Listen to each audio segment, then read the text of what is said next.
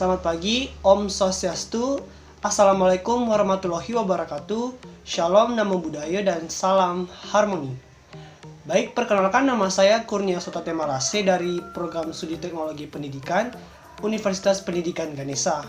Nah, di vlog saya yang keempat kali ini, saya akan membahas mengenai sumber belajar pendidikan non-formal. Nah, di dalam materi kali ini, ada 4 topik pembahasan yang akan saya sampaikan. Yang pertama ialah landasan hukum dari sumber belajar pendidikan non-formal. Yang kedua ialah sumber belajar pendidikan non-formal pada anak usia dini. Yang ketiga ialah sumber belajar pendidikan non-formal bagi masyarakat.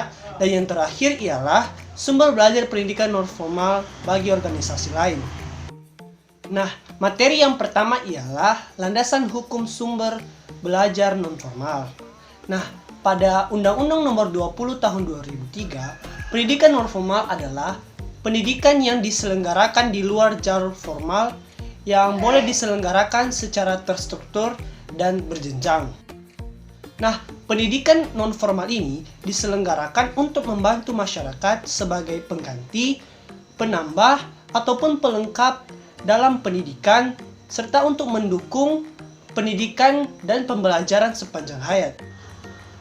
Nah, adapun tujuan diselenggarakannya pendidikan non-formal ini, yaitu untuk mengembangkan semua potensi yang ada di dalam diri peserta didik. Nah, baik itu keterampilan fungsional, penguasaan pengetahuan, pengembangan sikap atau karakter, dan kepribadian yang profesional. Nah, materi yang kedua ialah sumber belajar pendidikan non-formal pada anak usia dini. Nah, biasanya yang kita ketahui ialah sumber belajar pendidikan non-formal pada anak usia dini itu ialah TPA atau tempat penitipan anak, dan yang kedua ialah KB atau kelompok bermain. Tentunya sumber belajar ini dapat berfungsi ketika tersedianya sarana permainan yang sesuai dengan fisik, mental, dan emosi seorang anak. Sedangkan guru pada sumber belajar ini berfungsi untuk mengawasi proses dalam permainan anak tersebut, sehingga anak tersebut bisa bermain dan bisa juga belajar. Yang ketiga ialah sumber belajar pendidikan non-formal bagi masyarakat.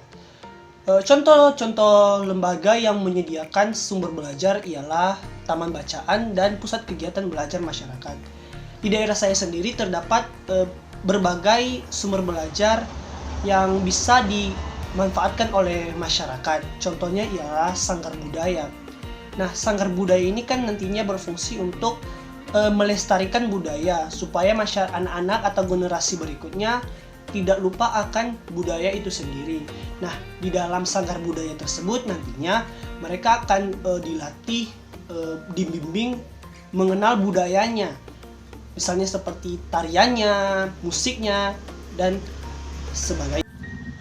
Dan yang terakhir ialah sumber belajar pendidikan non-formal di organisasi lain.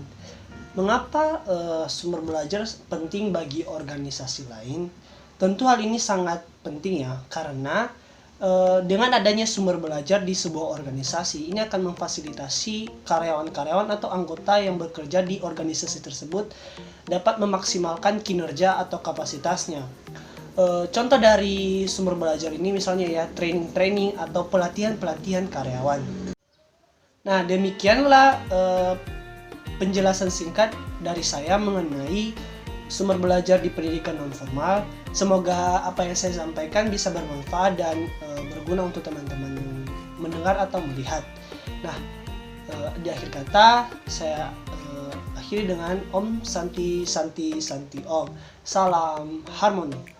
Sampai jumpa di video yang kelima.